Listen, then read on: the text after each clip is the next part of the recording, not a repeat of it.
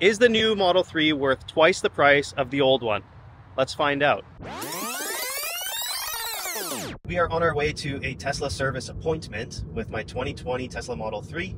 And when we get there, we're going to have the opportunity to take the new 2024 Tesla Model 3 for a test drive. We're in Canada right now. Check back in with you when we are in America. On the road again, my friend. Fast forward to the end. From A to B we glide. Oh, we're in America now.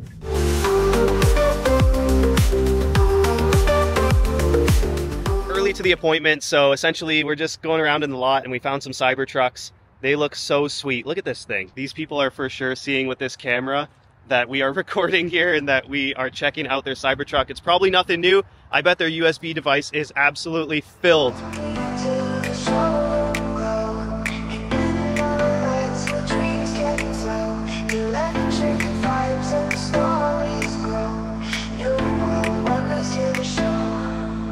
I love Tesla so much.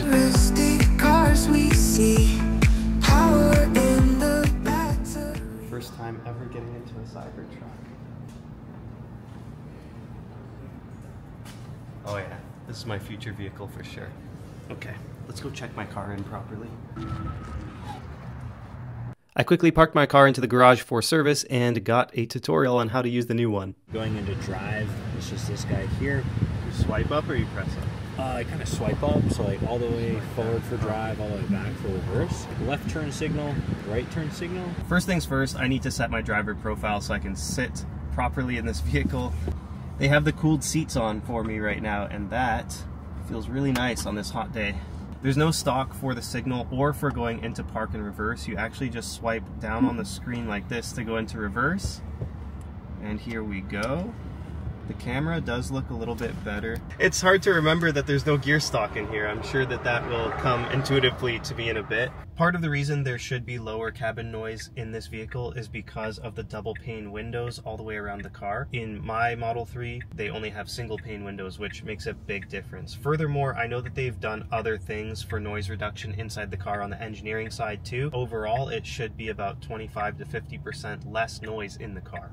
First impression of the cabin noise, I don't know, to me it sounds about the same as the other one. So it does not have FSD on it, so I actually need to navigate in the city myself. Just driving it for 2 minutes, I can notice that certain things about the car are better, like the smoothness of the driving, the handling feels a little bit better. There is an aura of familiarity with this vehicle. At the same time, it is extremely different. I do like how they updated the signal so that you don't need to turn a stock. I might need to get this car for the cooled seats alone. This is great. We're gonna test the acceleration compared to my car. Oh my gosh, that's way faster. That'll wake you up. It's better.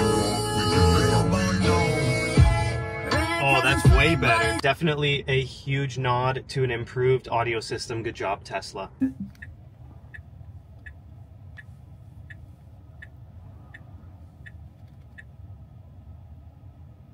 Okay, so auto park is basically the same thing as my auto park right now. There are a lot of differences in the exterior. At first we can see that just in general they look very similar but have distinguished differences between them. The tail lights are completely different. The side profile is almost exactly the same, although we see sharper points on the new Model 3. The old Model 3 has more curvature again in the front of the vehicle, whereas there is a nice horizontal sleek line on the front of the new Model 3 with new headlights as well. The wheels are different, but keep in mind this is a long-range version of the Model 3. There is black trim around the exterior of the windows and other areas of the car. The logo on the back of the new Tesla is the word Tesla, whereas mine is just the T logo. Cameras are all pretty much in the same place as well. Comment below if you like the aesthetic of the new Model 3 or the old Model 3 better. Trunk storage is so much bigger in some ways. Like in this corner, there's this pocket here that has tons of space. And there is this pocket, which is a little bit smaller, but still a pocket on that side. The depth of the trunk is about the same. And we also have the under trunk, which is basically exactly the same as the old car. Opening up the frunk, it's a little bit more well put together, but essentially the exact same thing as the car I already have. You can see the washer fluid is down here instead of being up at the top. in my other car, but essentially the trunk and the frunk are very similar. What I think is really cool about this car is to switch into drive, reverse, and park. There are no gear stalks, so we're going to swipe up to go into drive, we're going to swipe down to go into reverse, and we're going to tap to go into park. The infotainment system, from what I have experienced so far, is just so much faster, smoother, and much more responsive than my current system in the car. This will operate on hardware 4 as opposed to my car, which is on hardware 3. So that is the reason why it's so much quicker and more responsive. It does have a slightly different user interface right here as well. Nothing too crazy, it's almost the same thing, but it does obviously have some differences with it. As we go into the climate section, you can see the rear has heated seats now, whereas my car does not. 3 different levels. For the back seat, you can control low or high fan speed. For the front, there is low, medium, and high, which is different from my car, which has a sliding scale from 1 to 10. Slightly different, almost the same thing. We've got a heated steering wheel, which would be great in the winters. We have our heated and cooled seats.